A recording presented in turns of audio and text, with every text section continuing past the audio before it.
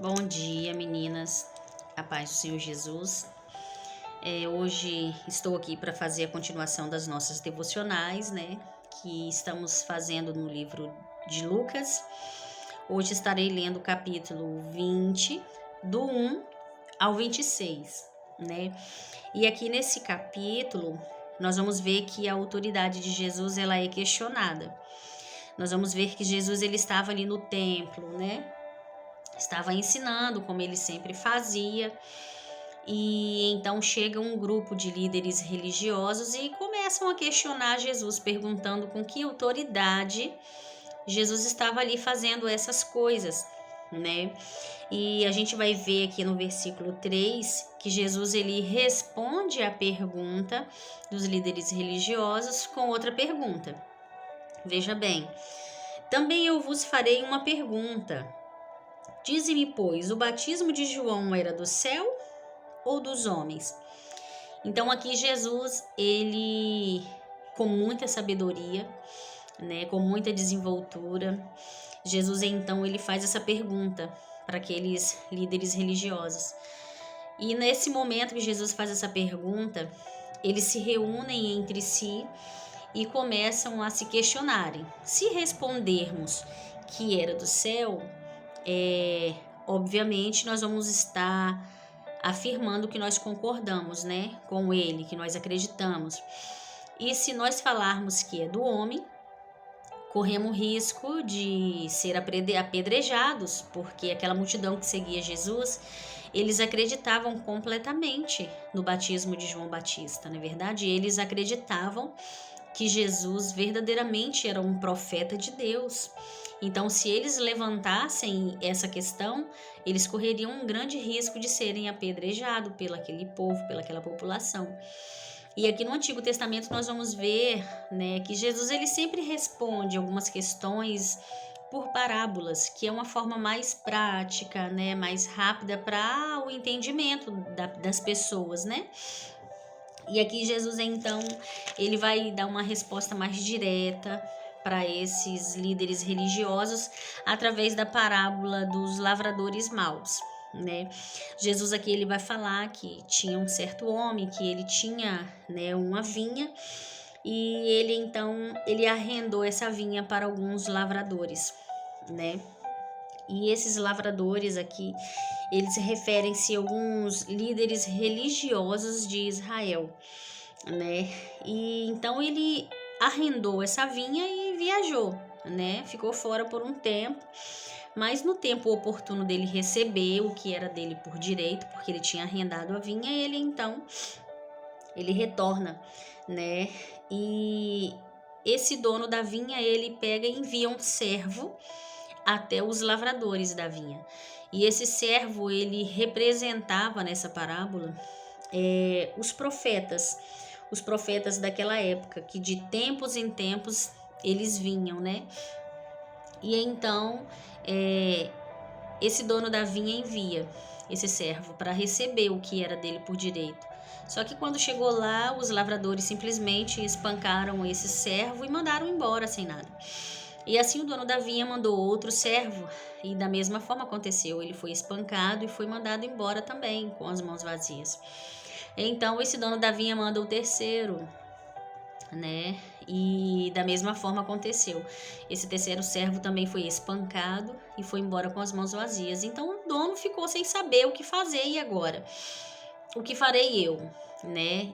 Então ele teve uma ideia: eu vou enviar o meu filho, porque quando os lavradores verem que é o meu filho, então eles obviamente não vão fazer mal para o meu filho e vão acertar o que tem que ser acertado direitinho.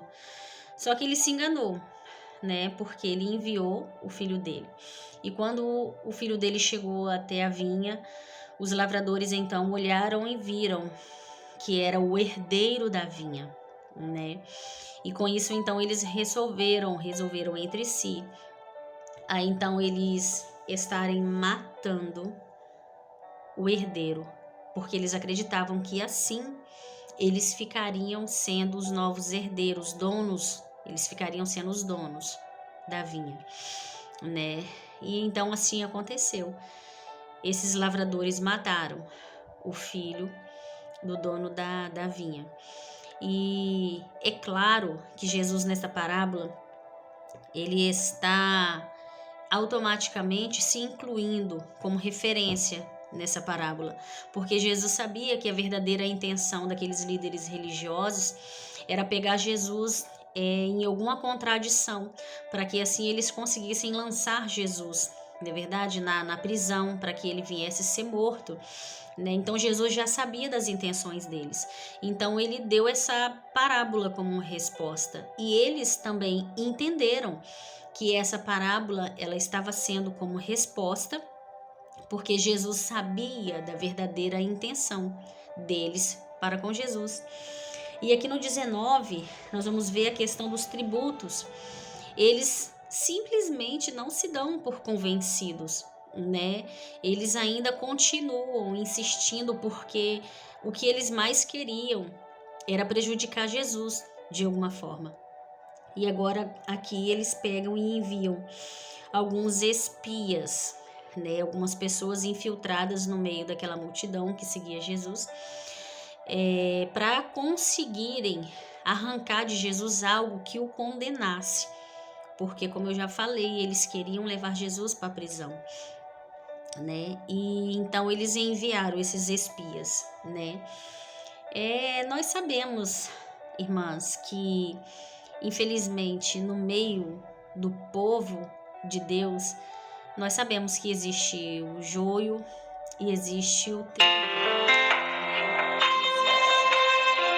Existe aquela pessoa, né, que realmente está ali no intuito de adorar, de buscar o Senhor, mas tem também aquelas pessoas que estão ali só para espiar, né, só para ver o que está acontecendo, né, os curiosos, na verdade, que não querem compromissos com nada, que simplesmente querem somente espiar, na verdade.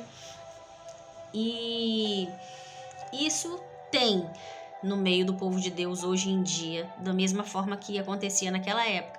Do mesmo jeito que eles estavam enviando pessoas infiltradas para tentar prejudicar Jesus, existe esse tipo de pessoas também, infelizmente, no meio do povo cristão hoje em dia, né? Pessoas que estão ali para espiar, né? Só para olhar, para ver se sai alguma coisa de errado, se acontece alguma coisa que não é conveniente, para tentar prejudicar o servo de Deus de alguma forma. Isso ainda existe no meio de nós, né?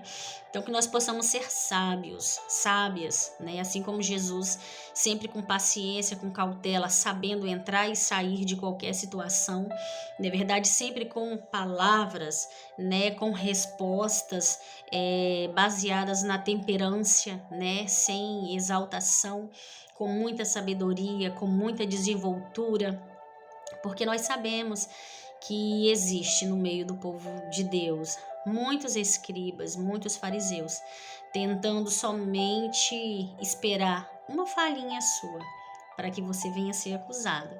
Então que nós possamos ser prudentes, assim como Jesus, e ter uma boa desenvoltura nas nossas respostas. Então aqui eles fazem uma pergunta para Jesus, né? É lícito dar tributo a César, sim ou não? Eles queriam que Jesus fosse pego ali em alguma contradição, não é verdade? Eles queriam prejudicar Jesus de alguma forma, não importava como. E com muita sabedoria, Jesus novamente, né? Ele pega e pergunta: mostrai-me uma moeda. De quem tem a imagem e a inscrição? Então eles respondem: de César. E Jesus então dá uma resposta muito óbvia, muito curta, muito reta, muito sábia, e fala com eles: dai, pois, a César o que é de César, e dai a Deus o que é de Deus. E eles não viram mais nenhum tipo de saída, eles não tinham mais o que fazer, eles estavam com as pernas e os braços amarrados diante de tanta sabedoria de Jesus em dar essas respostas, não é verdade? Jesus aqui está falando: dai a César o que é de César, dai a Deus o que é de Deus. Jesus está nos ensinando que nós devemos manter e honrar os nossos compromissos terrenos com os homens, não é verdade?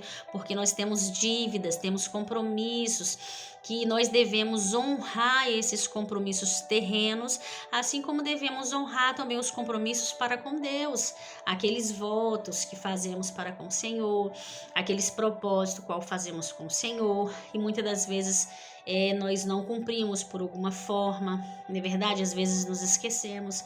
Jesus aqui ele está nos ensinando muitas coisas que nós devemos honrar, principalmente os nossos compromissos terrenos, mas também os nossos compromissos espirituais, os nossos compromissos para com Deus, não é verdade?